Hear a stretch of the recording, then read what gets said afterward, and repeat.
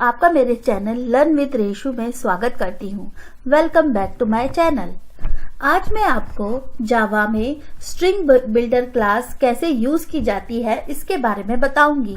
मेरे पिछले वीडियो में मैंने आपको स्ट्रिंग बफर क्लास कैसे यूज की जाती है वो बताया। स्ट्रिंग बिल्डर और स्ट्रिंग बफर क्लास एक जैसे ही काम करती है, लेकिन इनमें डिफरेंस ये है कि स्ट्रिंग बिल्डर क्लास जो होती है वो नॉन सिंक्रोनाइज्ड होती है।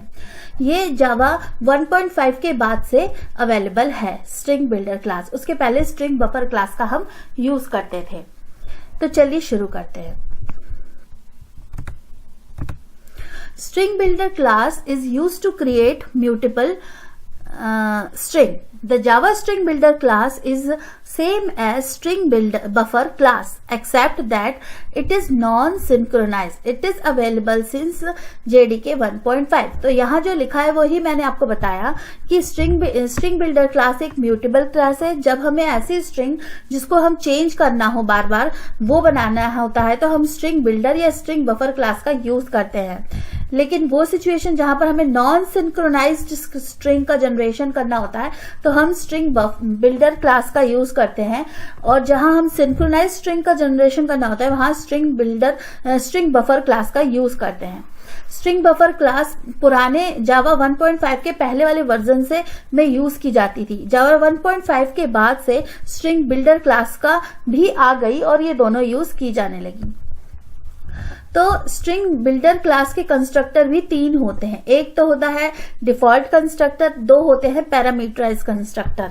स्ट्रिंग बिल्डर क्लास में पहला जो कंस्ट्रक्टर होता है डिफॉल्ट कंस्ट्रक्टर, उसमें भी कैपेसिटी 16 होती है और इसमें एम्प्टी स्ट्रिंग जनरेट होती है जिसकी कैपेसिटी इनिशियल कैपेसिटी जो होती है 16 होती है। मतलब ऐसी स्ट्रिंग जनरेट की जा सकती है जो 16 कैरेक्टर से मिलकर बनी हो। फिर स्ट्रिंग बिल्डर क्लास का जो दूसरा कंस्ट्रक्टर है जिसमें हम स्ट्रिंग आर्ग्यूमेंट पास कर रहे हैं वो स्ट्रिंग बिल्डर मतलब हमें स्ट्रिंग बिल्डर क्रिएट करने के लिए यूज किया जाता है। और इसमें जो इसकी जो लंबाई होती है या इसकी जो कैपेसिटी होती है, मतलब जितनी हम यहाँ पर स्ट्रिंग पास करेंगे उतनी ही लंबी हमें जनरेट होगी। ठीक है। ऐसे ही स्ट्रिंग बिल्डर क्लास की जो ये इंटीजर लेंथ आर्ग्यूमेंट वाला जो कंस्ट्रक्टर है इसको हम यूज करते हैं जब हमें किसी स्ट्रिंग की लेंथ देकर उसे जनरेट करना हो। Create empty string builder with the specified capacity as length. ठीक है। तो जब हमें स्ट्रिंग बिल्डर जनरेट करना है जिसकी हमें इस लेंथ को स्पेसिफाई नहीं करना होता है, जो कि हमारे पास स्ट्रिंग डालेंगे उतनी ही हो, तो हम स्ट्रिंग बिल्डर ये वाला कंस्ट्रक्टर यूज करेंगे। लेकिन जब हमें एक एम्प्टी स्ट्रिंग बिल्डर जनरेट करना है जिसकी हमें लेंथ मतलब डेफिनेट रखनी है तो हम यहाँ पर लेंथ डालकर उसे जनरेट करेंगे। ठीक है। तो वो एम्प्टी स्ट्रिंग जनरेट हो जाएगी जिसकी लेंथ हम यहाँ फॉर एग्जांपल 16 डालेंगे, तो जो भी स्ट्रिंग जनरेट होगी उसमें जो भी हम वैल्यू असाइन करेंगे उसकी लेंथ 16 ही होनी चाहिए, 16 से ज्यादा नहीं होगी। ठीक है। तो इस तरीके से ये कंस्ट्रक्टर यूज होते हैं। तो आइए चलिए मैं आपको कोड एग्जांपल के थ्रू बताती हूँ कि कैसे हम स्ट्रिंग बिल्डर क्लास को यूज कर सकते हैं स्ट्रिंग को क्रिएट करने के लिए। तो चलिए स्टार्ट करते हैं कोडिंग।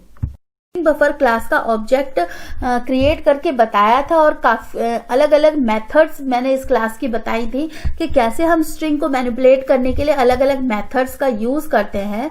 तो आज मैं आपको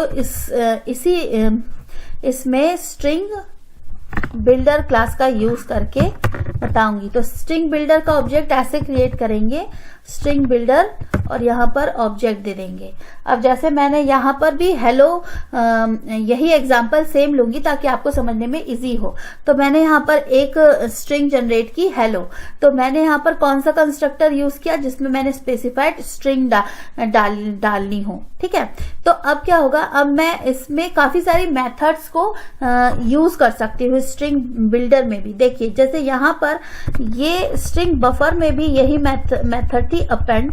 तो जैसे मैंने यहाँ पर स्ट्रिंग बिल्डर का ऑब्जेक्ट बनाया है, अब मैं यहाँ डॉट करूंगी तो आप देख रहे होंगे कि यहाँ सारी मेथड्स जो स्ट्रिंग बिल्डर में बफर क्लास में थी वो सब स्ट्रिंग बिल्डर क्लास में भी अवेलेबल है। तो इनमें से मैं एक चूज करती हूँ इस बार इंटीजर। ठीक है। तो अब मैं यहाँ पर एक इंटीजर ऐड करूंगी, यहाँ पर 2। तो यहाँ पर जैसे ही मैं ये स्ट्रिंग में 2 ऐड हो जाएगा तो हम अपेंड करके इंटीजर, कैरेक्टर, लॉन्ग कुछ भी अपेंड कर सकते हैं।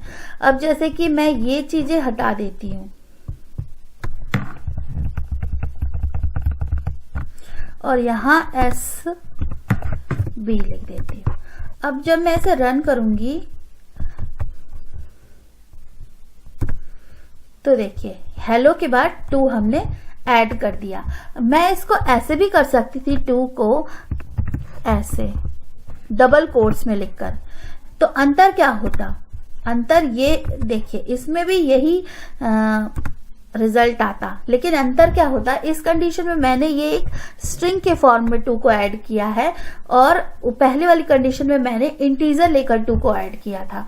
तो ये जो यहाँ पर 2 बनता, इसका अब ये जो है ये स्ट्रिंग बन जाती, ठीक है। यहाँ ऐड होने के बाद ये स्ट्रिंग बन जाएगी। तो इसी तरीके से हम डेसिमल नंबर्स को भी ऐड कर सकते हैं किया। इसी तरीके से मैं SB में इंसर्ट मेथड का यूज करके, अब जैसे मैं इंसर्ट स्ट्रिंग इसको यूज करती हूँ और यहाँ पर मैं इस हेलो के बीच में कहीं पर भी कोई स्ट्रिंग इंसर्ट कर सकती हूँ। तो जैसे ये जो इंडेक्स होता है स्ट्रिंग का वो 0 1 2 3 4 तो ऐसे काउंट होता है और लेंथ काउंट होती है 1 2 3 4 5। तो इसकी लेंथ 5 है इस स्ट्रिंग की और इसका इंडेक्स जो है 0 to 4 है। तो जैसे मैं इसके थर्ड इंडेक्स पर एक स्ट्रिंग जोड़ूंगी वर्ड, ठीक है।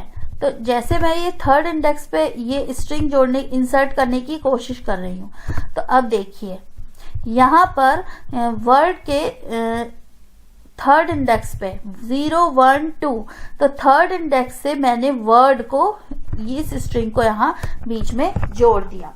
तो इस तरीके से हम स्ट्रिंग क्लास का यूज करके, स्ट्रिंग बिल्डर क्लास का यूज करके हम उसमें स्ट्रिंग को चेंज कर सकते हैं, म्यूटेबल बना सकते हैं। कैसे हमने हेलो नाम की स्ट्रिंग को डिफरेंट टाइप से चेंज किया, इसी तरीके से हम इसमें एक और मेथड यूज कर सकते हैं, जैसे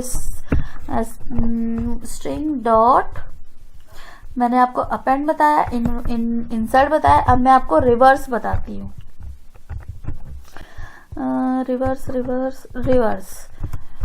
तो ये जो मैं मेथड को कॉल करूंगी तो ये जो है इस स्ट्रिंग को रिवर्स ऑर्डर में लिख देगी। ये देखिए इसने इसे रिवर्स ऑर्डर में लिख दिया।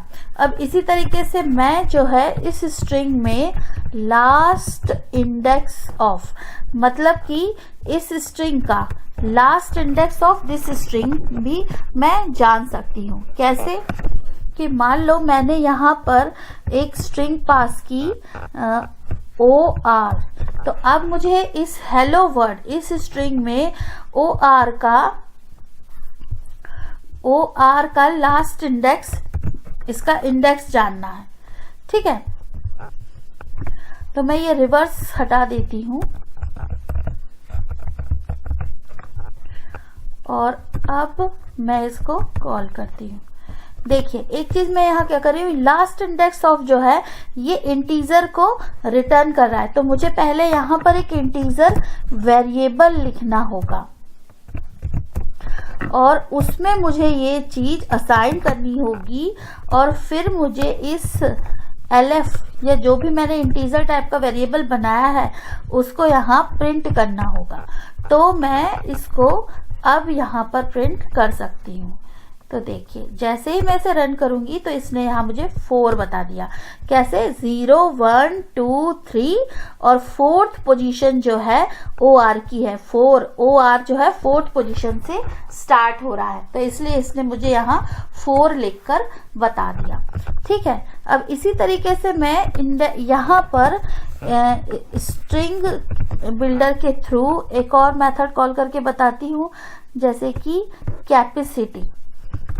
तो मैं इसकी कैपेसिटी भी जान सकती हूँ कि अब इसकी कैपेसिटी कितनी होगी। तो इसको मैं इंटीजर वेरिएबल फिर इसमें लूंगी असाइन करूंगी और फिर यहां पर मैं इसकी कैपेसिटी को प्रिंट कर दूंगी। तो अब हमें पता चल जाएगा कि इस स्ट्रिंग बिल्डर की जो हमने जनरेट किया है इसकी कैपेसिटी कितनी है। इसकी कैपेसिटी है 21। क्योंकि देखिए इसमें जब हमने इसे क्रिएट किया था तो इसमें हमने क्या स्ट्रिंग पास की थी, हेलो, जो कि कितने लेटर, इसकी लेंथ कितनी है 5, और इसकी ओरिजिनली स्ट्रिंग बफर की कैपेसिटी कितनी होती है 16। तो 5 + 16 21, तो इसलिए इसकी कैपेसिटी कितनी है 21। ठीक है। अब मैं और एक मेथड कॉल करके बताती हूं, डॉट लेंथ। तो देखिए इसकी अब ये इस वेरिएबल से हम इसकी लेंथ को जान सकते हैं। तो मैं जैसे यहां सिस्टम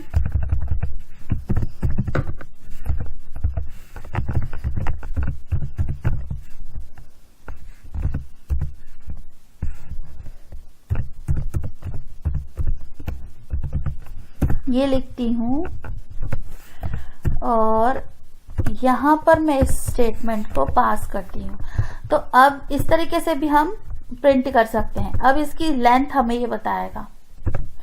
तो इस स्ट्रिंग की लेंथ क्या है 11।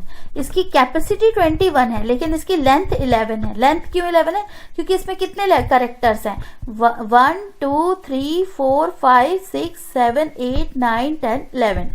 तो कितने कैरेक्टर है 11, इसलिए इसकी लेंथ 11 है, लेकिन इसमें 21 कैरेक्टर आ सकते हैं। ठीक है।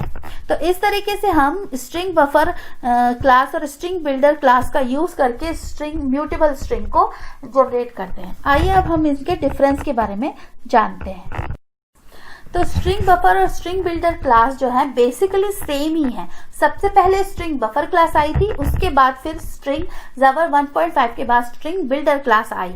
दोनों की फंक्शनैलिटी लगभग सेम है, लेकिन बस इनमें एक मेजर डिफरेंस है कि ये जो है स्ट्रिंग बफर जो है वो सिंक्रोनाइज्ड होती है, थ्रेड सेफ होती है, और स्ट्रिंग बिल्डर क्लास जो होती है वो नॉन सिंक्रोनाइज्ड होती है और नॉट थ्रेड सेफ होती है। इसका क्या मतलब है? ये 2 threads can't call the method of string buffer simultaneously। 2 threads एक साथ string buffer क्लास को, एक साथ string buffer क्लास की मेथड्स को यूज नहीं कर सकते। और string builder class non synchronize होती है, नॉन थ्रेड सेफ होती है। 2 threads can call the method of string builder simultaneously, मतलब दो थ्रेड्स स्ट्रिंग बिल्डर क्लास की मेथड्स को एक साथ कॉल कर सकते हैं। इन सब चीजों का क्या मतलब है ये मैं अपने आगे आने वाले वीडियो मल्टी थ्रेडिंग जब मैं समझाऊंगी उसमें एक्सप्लेन अच्छे से करूंगी। अभी तो बस मैंने आपको ये पढ़ के बता दिया, लेकिन इसका क्या मतलब है और इसको कैसे हम जावा में इम्प्लीमेंट कर सकते हैं वो मैं अपने आगे आने वाले वीडियो मल्टी थ्रेडिंग में एक्सप्लेन करूंगी। लेकिन अभी आप इतना समझ लीजिए कि स्ट्रिंग बिल्डर और string builder string buffer classes में ये एक और अंतर है कि स्ट्रिंग बफर क्लास जो होती है वो लेस इफिशिएंट होती है than string builder class. String builder class को हम अच्छे से यूज कर सकते हैं, ये एफिशिएंट होती है। तो मैं आशा करती हूँ कि आपको string buffer string builder class कैसे जावा में यूज की जाती है आपको समझ में आया होगा। और आज के लिए बस इतना ही। मैं आगे अपने आने वाले वीडियो में स्ट्रिंग के और मेथड्स ऑपरेशंस को अच्छे से एक्सप्लेन करने वाली हूँ।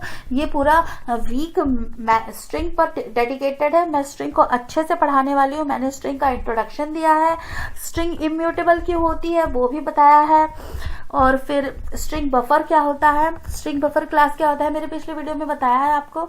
आज मैंने स्ट्रिंग बिल्डर क्या होता है उसके बारे में एक्सप्लेन किया, और आगे मैं और स्ट्रिंग से रिलेटेड टॉपिक्स को शेयर करने वाली हूँ।